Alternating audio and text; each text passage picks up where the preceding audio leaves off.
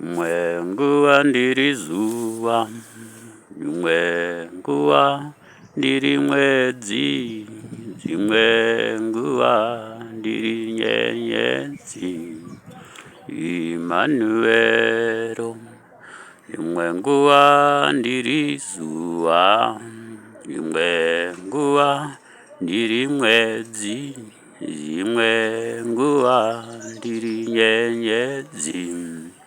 Emmanuel, imwe nguwa ndiri zuva, imwe nguwa ndiri mwedzi, imwe nguwa ndiri nyenyedzi. Emmanuel, Yemeni. Today I'm going to be submitting my discussion on family of end-time kingdoms in reference to Daniel chapter 2. Daniel, our political prophet, responsible of convincing our political, traditional and religious triumviracy in Zimbabwe to conform with end-time prophecy. So our Daniel chapter 2 talks of a catalogue of colonial masters from that statue dreamt by Nebuchadnezzar. So I am going to be submitting the family of end-time kingdoms. That Jesus is coming for the second time as our Adamic New Testament progenitor is inevitable, and as such must be understood from the perspective of Daniel chapter 2, end-time prophecy on kingdoms. You remember that statue dreamt by Nebuchadnezzar depicting a catalogue of colonial masters, from master of gold, master of silver, master of bronze, master of iron, and masters of clay and iron kingdoms, with the master of the stone depicting Melchizedek Shekinah altar upon Zion coming as a stone to crush colonial masters together with the colonized masters as clay and iron. The time for that visitation is now after church age 2000. I remember the year 2000 was the last of our church age, after we were given 2000 years from the death of Christ and his resurrection to death. In Zimbabwe, we have already gone through atonement and reconciliation sessions for our defiled past, and are in a process of unlocking sense into our end-time kingdom allies who represent Eurocentric Iron Kingdom in British Empire. We have engaged England for cardinal reconciliation and Britain for political reconciliation to coexist in fulfillment of Daniel chapter 2 through Commonwealth, stables of cardinal Christian cosmos. Britain issued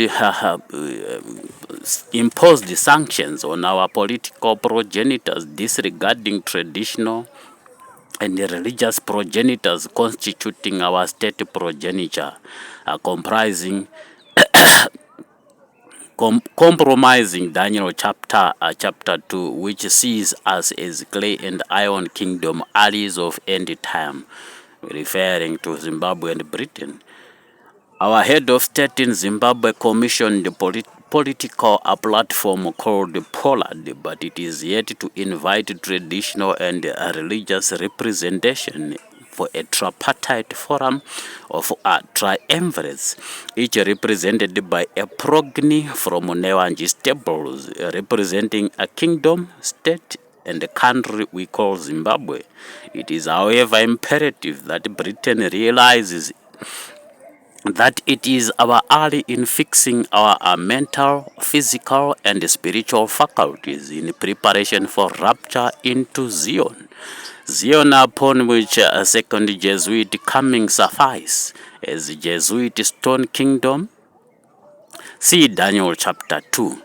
as we are already 23 years into the 7th and last millennium, in which our Adamic tabernacle of Jesus reigns.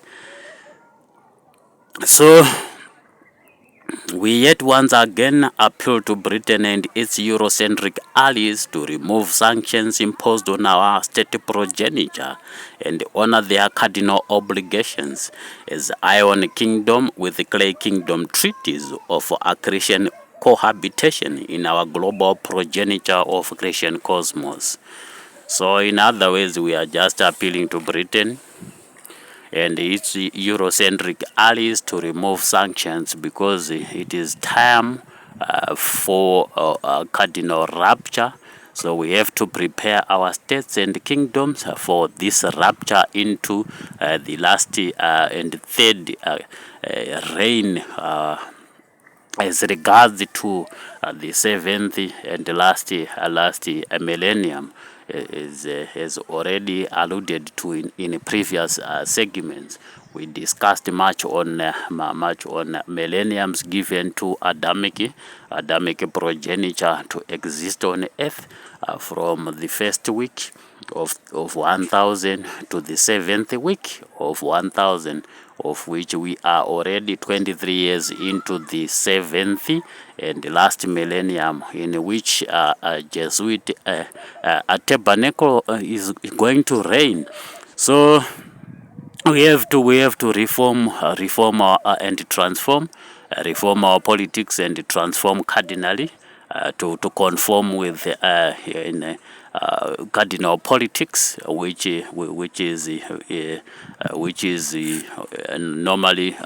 normally associates itself with the Jesuit reign. So this is it.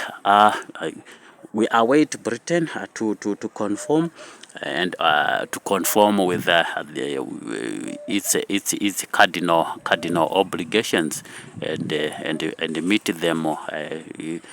them in earnest. I thank you to be continued when we find it necessary.